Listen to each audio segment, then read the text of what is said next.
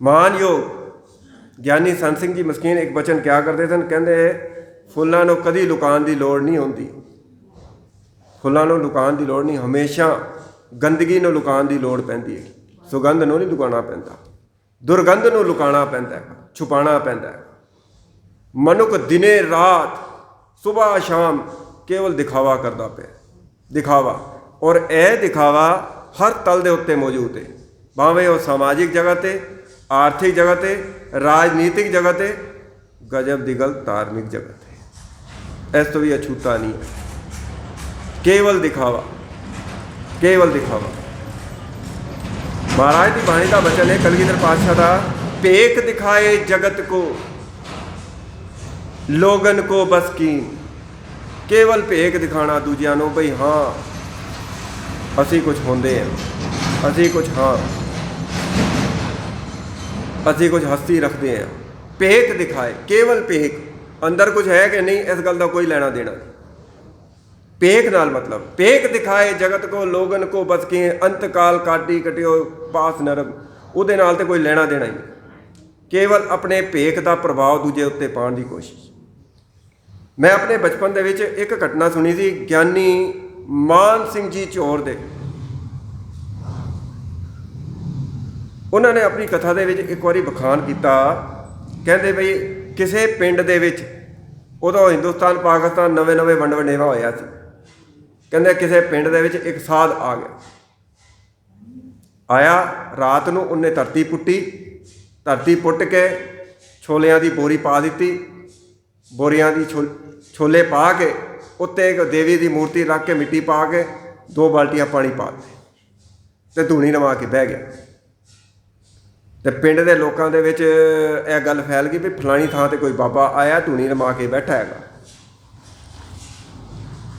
ਕਹਿੰਦੇ ਬਾਬੇ ਨੇ ਜਦੋਂ ਵੇਖਿਆ ਵੀ ਦੁਨੀਆ ਨੇ ਆਉਣਾ ਸ਼ੁਰੂ ਕੀਤਾ ਅਤੇ ਉਹਨੇ ਵਿਖਾਵੇ ਨਾਲ ਆ ਗਿਆ ਵੀ ਜਦ ਤੱਕ ਦੇਵੀ ਨੂੰ ਆਪਾਂ ਪ੍ਰਗਟ ਨਹੀਂ ਕਰ ਲਾਂਗੇ ਆਪਾਂ ਰੋਟੀ ਨਹੀਂ ਖਾਣੀ, ਕੁਛ ਨਹੀਂ ਖਾਵਾਂਗੇ ਜਦ ਤੱਕ ਅਸੀਂ ਧਰਤੀ ਦੇ ਵਿੱਚੋਂ ਦੇਵੀ ਨੂੰ ਪ੍ਰਗਟ ਨਾ ਕਰ ਦਈਏ। ਅਤੇ ਲੋਕਾਂ ਨੂੰ ਥੋੜ੍ਹੀ ਪਤਾ ਸੀ ਕਿ ਬਈ ਇਹਨੇ ਥੱਲੇ ਛੋਲੇ ਦੱਬੇ ਨੇ, ਉਹਦੇ ਉੱਤੇ ਮੂਰਤੀ ਰੱਖੀ ਹੈਗੀ ਹੈ, ਉੱਤੇ ਪਾਣੀ ਪਾਇਆ ਹੈਗਾ, ਛੋਲੇ ਜਿਵੇਂ ਜਿਵੇਂ ਗਿੱਲੇ ਹੋਣਗੇ ਉਹ ਫੁੱਲਦੇ ਜਾਣਗੇ, ਫੁੱਲਣ ਦੇ ਨਾਲ ਉਹ ਜਿਹੜੀ ਥੱਲੇ ਮੂਰਤੀ ਰੱਖੀ ਹੈਗੀ ਉਹ ਧਰਤੀ ਪਾੜ ਕੇ ਉੱਤੇ ਆਉਣੀ ਸ਼ੁਰੂ ਹੋ ਜਾਏਗੀ। ਸਮਾਂ ਬੀਤਿਆ, ਦਿਨ ਬੀਤੇ, ਪੈਰ ਬੀਤੇ, ਧੀਰੇ ਧੀਰੇ ਛੋਲੇ ਫੁੱਲਣੇ ਸ਼ੁਰੂ ਹੋਏ, ਧਰਤੀ ਦੇ ਵਿੱਚੋਂ ਮੂਰਤੀ ਨੇ ਆਪਣੀ ਬਾਹਾਂ ਬਾਹਰ ਕੱਢ ਦਿੱਤੀਆਂ। ਪਿੰਡ ਦੇ ਲੋਕਾਂ ਨੂੰ ਪਤਾ ਚੱਲ ਗਿਆ, ਉਹ ਕਹਿਣ ਲੱਗੇ ਆਹ ਭਾਈ ਸਾਧ ਕੋਈ ਕਰਨੀ ਵਾਲਾ ਹੈ, ਸਾਧ ਕੋਈ ਪਹੁੰਚਾ ਹੋਇਆ, ਸਾਧ ਕੋਈ ਪੁੱਗਾ ਹੋਇਆ ਹੈ, ਬਈ ਇਹਨੇ ਤਾਂ ਦੇਵੀ ਪ੍ਰਗਟ ਕਰਨੀ ਸ਼ੁਰੂ ਕਰ ਦਿੱਤੀ ਹੈ। ਦੇਵੀ ਦੀਆਂ ਮੂਰਤੀਆਂ ਦੀ ਬਾਹਾਂ ਆਉਣੀਆਂ ਸ਼ੁਰੂ ਹੋ ਗਈਆਂ ਨੇ। ਉੱਥੇ ਤੇ ਮੇਲਾ ਲੱਗਣਾ ਸ਼ੁਰੂ ਹੋ ਗਿਆ, ਸਾਧ ਦਾ ਫਿਰਕਾ ਚੱਲ ਪਿਆ, ਭੇਖ ਦਿਖਾਇਆ ਹੋਇਆ ਸੀ ਉੱਥੇ, ਤੇ ਉਹਦੀ ਜੈ ਜੈਕਾਰਾਂ ਹੋਣੀਆਂ ਸ਼ੁਰੂ ਹੋ ਗਈਆਂ। ਉਸੇ ਪਿੰਡ ਦੇ ਵਿੱਚ ਗਿਆਨੀ ਮਾਨ ਸਿੰਘ ਜੀ ਚੌਰ ਕਹਿੰਦੇ ਕੋਈ ਗੁਰਮੁਖ ਪਿਆਰਾ ਹੈਗਾ ਸੀ ਜਿਹੜਾ ਸੂਰਜ ਪ੍ਰਕਾਸ਼ ਦੀ ਗ੍ਰੰਥ ਦੀ ਕਥਾ ਕਰਿਆ ਕਰਦਾ ਸੀ। ਕਹਿੰਦੇ ਉਹ ਵੀ ਗਏ ਜੀ, ਸਾਰਾ ਪਿੰਡ ਗਿਆ ਦੇਖਣ ਵਾਸਤੇ, ਉਹ ਵੀ ਚਲਾ ਗਿਆ ਵੇਖਣ ਵਾਸਤੇ। ਕਹਿੰਦੇ ਉਹਨੇ ਜਾ ਕੇ ਸਾਧ ਦੀ ਪਰਿਕਰਮਾ ਕੀਤੀ, ਜਾ ਕੇ ਵੇਖਿਆ ਤੇ ਪਿੰਡ ਦੇ ਲੋਕੀ ਕਹਿਣ ਲੱਗੇ ਬਈ ਤੂੰ ਇੱਥੇ ਕੀ ਕਰਨ ਆਇਆ, ਬਈ ਤੂੰ ਤੇ ਸੁਖਮਨੀ ਪੜ੍ਹਨ ਵਾਲਾ ਹੈ, ਤੂੰ ਇੱਥੇ ਕੀ ਲੈਣ ਆਇਆ। ਕਹਿੰਦੇ ਬਈ ਸਾਰਾ ਪਿੰਡ ਦਰਸ਼ਨ ਕਰਨ ਆਇਆ, ਆਪਾਂ ਨਹੀਂ ਕਰ ਸਕਦੇ ਸਾਧ ਦੇ ਦਰਸ਼ਨ। ਅਤੇ ਉਹ ਗੱਲ ਸਮਝ ਗਿਆ ਵੀ ਕੋਈ ਨਾ ਕੋਈ ਕਾਲਾ ਹੈਗਾ ਗੱਲ ਦੇ ਵਿੱਚ, ਕੋਈ ਨਾ ਕੋਈ ਇਹਦੇ 'ਚ ਕਾਲਾ ਮਾਲਾ ਹੈਗਾ ਜਿਹੜਾ ਇਹ ਕਰ ਰਿਹਾ। ਜਾਂ ਉਹਨੇ ਕਿਹਾ ਬਈ ਗੁਰਮੁਖੋ ਜੇ ਤੁਸੀਂ ਮੈਨੂੰ ਰੋਕੋ ਨਾ ਤਾਂ ਮੈਂ ਇੱਕ ਕੰਮ ਕਰਨਾ ਚਾਹੁੰਦਾ। ਉਹ ਕਈ ਲੈ ਕੇ ਆਇਆ ਫਟਾਫਟ, ਲੋਕਾਂ ਦੇ ਵੇਖਦੇ ਇੱਧਰ ਦਾਲ ਪੂਇਆਂ ਦੇ ਲੰਗਰ ਲੱਗੇ ਪਏ ਸਨ, ਵੇਖਦੇ ਉਹਨੇ ਕਈ ਮਾਰੀ, ਇੱਧਰ ਦੇਵੀ ਦੀ ਪ੍ਰਤਿਮਾ ਆ ਗਈ, ਉਧਰ ਛੋਲੇ ਰੁਲਦੇ ਫਿਰ ਪਖੰਡ ਦਾ ਪਾਜ ਉਗੜ ਗਿਆ, ਮਿੰਟ ਵਿੱਚ ਉਖੜ ਗਿਆ। ਫੜ ਲਿਆ ਲੋਕਾਂ ਨੇ ਅਤੇ ਕਹਿੰਦਾ ਜੀ ਜੇ ਮੇਰਾ ਤਾਂ ਚੱਲ ਪਿਆ ਸੀ ਹਿਸਾਬ ਕਿਤਾਬ, ਤੁਸੀਂ ਤਾਂ ਮੇਰੇ ਭੇਖ ਦੇ ਥੱਲੇ ਆ ਗਏ ਸੋ, ਮੇਰੇ ਦਿਖਾਵੇ ਦੇ ਥੱਲੇ ਆ ਗਏ ਸੋ। ਜੇ ਇਹ ਨਾ ਆਉਂਦਾ ਅਤੇ ਮੇਰਾ ਇੱਥੋਂ ਹਿਸਾਬ ਕਿਤਾਬ ਚੱਲ ਪਿਆ ਸੀ, ਤੁਸੀਂ ਤਾਂ ਮੱਥੇ ਟੇਕਣੇ ਸ਼ੁਰੂ ਕਰਤੇ ਸਨ, ਲੋ ਲੰਗਰ ਲਾਤੇ ਸਨ। ਇੱਥੇ ਕੋਈ ਕਹਾਣੀ ਨਹੀਂ ਹੈ ਕਿ ਕੇਵਲ ਦਿਖਾਵਾ ਹੀ ਦਿਖਾਵਾ ਹੈ। ਬਾਹਰ ਗਿਆਨ ਧਿਆਨ ਇਸ਼ਨਾਨ, ਅੰਤਰ ਵਿਆਪੇ ਲੋਭ ਸੁਭਾਨ। ਬਾਹਰ ਗਿਆਨ ਧਿਆਨ ਦੀਆਂ ਗੱਲਾਂ, ਬੜੀਆਂ ਉੱਚੀਆਂ ਉੱਚੀਆਂ ਕਹਾਣੀਆਂ, ਬੜੀਆਂ ਉੱਚੀਆਂ ਉੱਚੀਆਂ ਕਥਾਵਾਂ, ਮਗਰ ਹੈ ਕਿ ਅੰਤਰ ਵਿਆਪੇ ਲੋਭ ਸੁਆਨ। ਅੰਦਰ ਲੋਭ ਰੂਪੀ ਕੁੱਤਾ, ਹਲਕਾਇਆ ਕੁੱਤਾ ਐਨ ਫਨ ਕਰਕੇ ਬੈਠਾ ਹੈ। जगत की हालात इस तरह बन चुकी हैगी है। यह पिछला साल जिहड़ा बीतिया है, असी सारे अपनी जिंदगी दे विच वड्डी तो वड्डी गल अपने परिवार की भुल जाइए, मगर पिछला साल रहिंदी दुनिया तक, रहिंदे स्वासां तक बंदा नहीं भुलेगा, नहीं भुलेगा। क्यों? पिछले साल जिंदगी दे विच ऐसा एक कुदरत ने पलटा लियांदा हैगा जो कदी किसी ने अपने चित्त चेते च भी नहीं सी सोचिया। एक ऐसे मनुख ਜਿਹੜੇ क्या करते सन बई साडा ते कारोबार एडा हैगा बई साडे कोल ते सिर खुरकन की वेल नहीं हैगी, सिर खुरकन की वेल नहीं। कुदरत ने ऐसे दिन भी विखाए, बिठाता 2.5-3 महीने लिए घरे, लै आराम नाल सिर खुरक लै, होंदा है खुरक लै।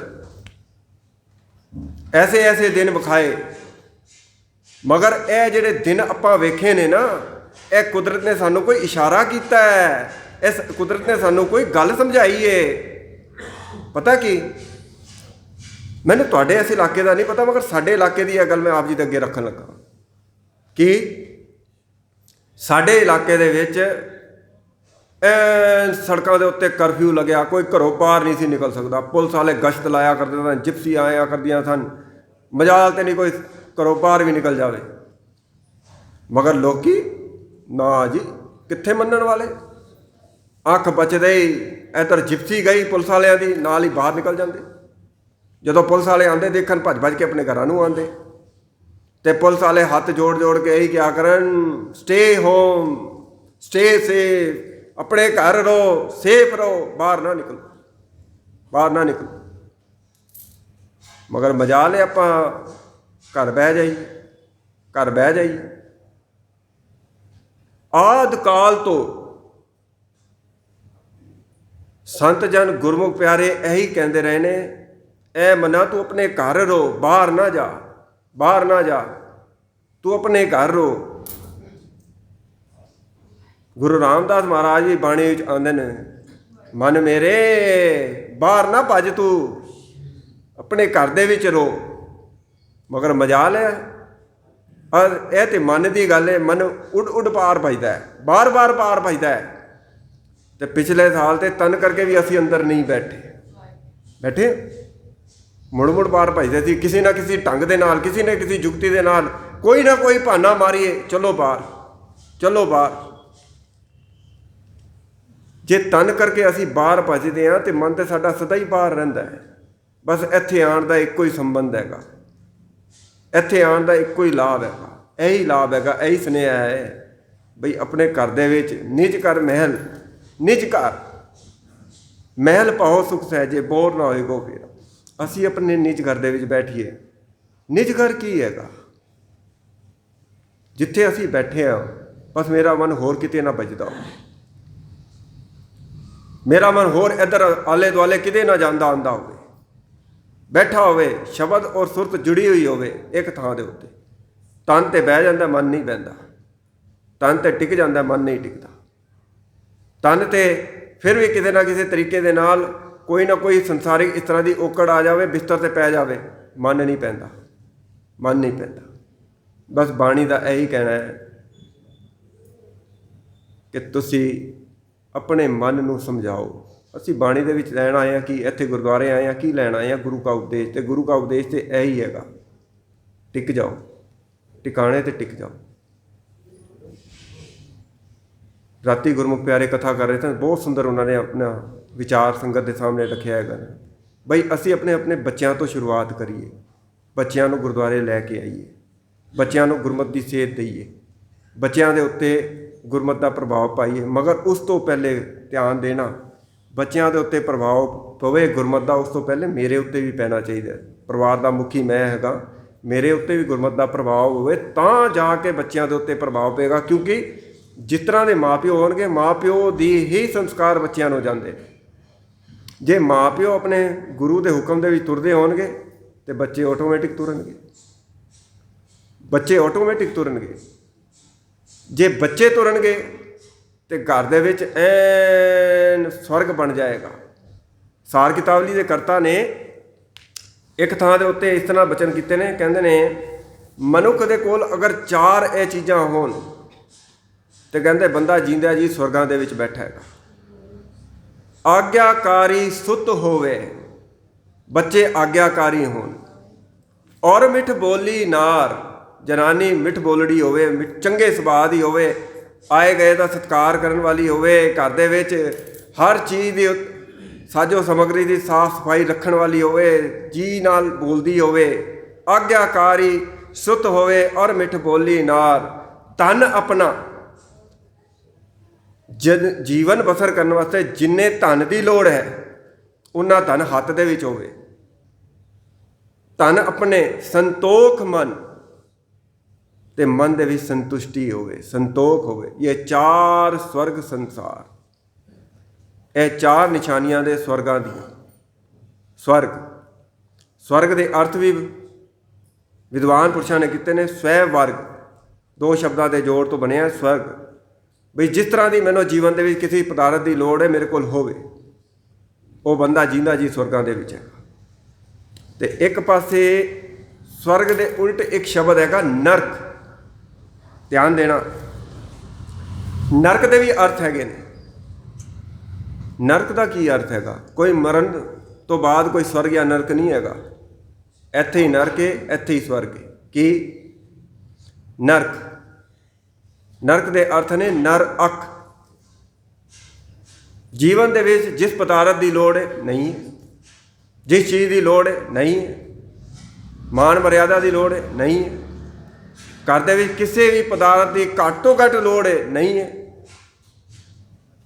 ਰੋਜ਼ਗਾਰ ਨਹੀਂ ਹੈ, ਕਾਰੋਬਾਰ ਨਹੀਂ ਹੈ, ਰੋਗ ਲੱਗਿਆ ਹੋਇਆ ਹੈ।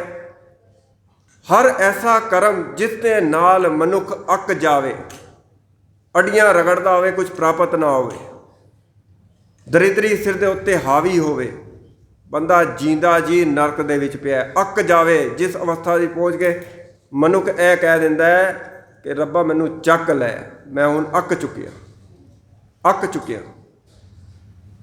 ਇਹ ਉਹ ਅਵਸਥਾ ਹੁੰਦੀ ਜਿਹਨੂੰ ਨਰਕ ਬੋਲਦੇ ਨੇ। ਨਰਕ, ਡਰਿਓ, ਮੈਂ ਵੀ ਡਰਾਂ।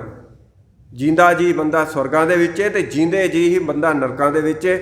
ਇਹਦੀ ਪੜਚੋਲ ਮੈਂ ਆਪੇ ਕਰਨੀ। ਮੈਨੂੰ ਸਵਰਗ ਚਾਹੀਦਾ ਕਿ ਨਰਕ ਚਾਹੀਦਾ? ਜੇ ਸਵਰਗ ਚਾਹੀਦਾ ਹੈ ਤੇ ਮਹਾਰਾਜ ਦੀ ਬਾਣੀ ਤਾਂ ਇਹ ਕਹਿੰਦੀ ਹੈ ਕਿ ਬਈ ਸਵਰਗ ਵੀ ਇਹ ਸਾਧ ਸੰਗਤ ਜਿਹੜਾ ਹੈਗਾ ਨਾ, ਇਹੀ ਸਵਰਗ ਹੈਗਾ। ਸਾਧ ਸੰਗਤ ਸੱਚਖੰਡ ਹੈ, ਇਹੀ ਸਵਰਗ ਹੈ, ਇਹੀ ਸੱਚਖੰਡ ਹੈ ਜਿੱਥੇ ਤੁਸੀਂ ਤੇ ਮੈਂ ਸਾਰੇ ਬੈਠੇ ਹੈਗੇ ਹਾਂ। ਇੱਥੇ ਬੈਠ ਕੇ ਆਉਣ ਦਾ ਲਾਭ ਹੈਗਾ ਜੇ ਅਸੀਂ ਆਪਣੇ ਗੁਰੂ ਕੇ ਹੁਕਮ ਦੇ ਵਿੱਚ ਬੈਠ ਕੇ ਨਾਮ ਜਪੀਏ, ਸੇਧ ਲਈਏ। ਆਓ 2 ਮਿੰਟ ਬੈਠ ਕੇ ਜਪੀਏ, ਉਪਰੰਤ ਸਮਾਪਤੀ ਹੈ।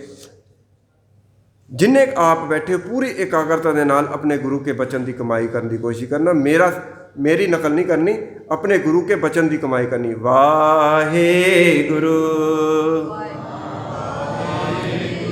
ਵਾਹਿਗੁਰੂ ਵਾਹਿਗੁਰੂ ਵਾਹਿਗੁਰੂ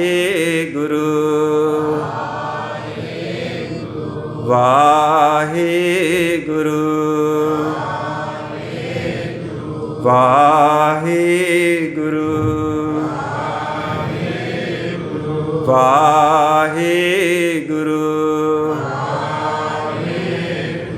ਵਾਹਿਗੁਰੂ ਵਾਹਿਗੁਰੂ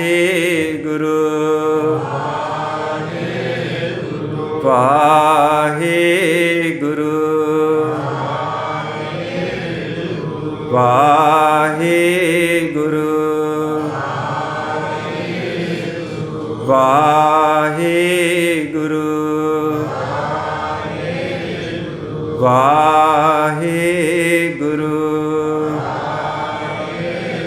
ਜਿਹੜਾ ਗੁਰੂ ਸਾਨੂੰ ਨਾਮ ਜਪਣ ਲਈ ਪ੍ਰੇਰਦਾ ਹੈਗਾ, ਕੋਈ ਕਰਮ ਕਾਂਡ ਕਰਨ ਨੂੰ ਨਹੀਂ ਕਹਿੰਦਾ, ਐਸੇ ਗੁਰੂ ਕੇ ਪ੍ਰਥਾਏ ਗੁਰੂ ਕੀ ਬਾਣੀ ਕਹਿੰਦੀ ਏ। ਗੁਰਵਡ ਬਾਗੀ ਪਾਇਆ ਐਸਾ ਗੁਰਵਡ ਬਾਗੀ ਪਾਇਆ, ਗੁਰਵਡ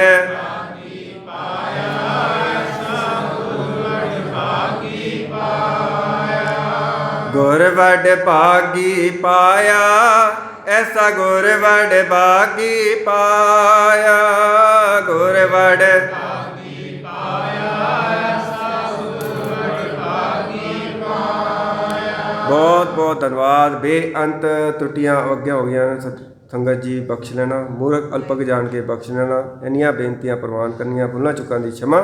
ਫਤਿਹ ਬੁਲਾਣਾ ਜੀ। ਵਾਹਿਗੁਰੂ ਜੀ ਕਾ ਖਾਲਸਾ, ਵਾਹਿਗੁਰੂ ਜੀ ਕੀ ਫਤਿਹ।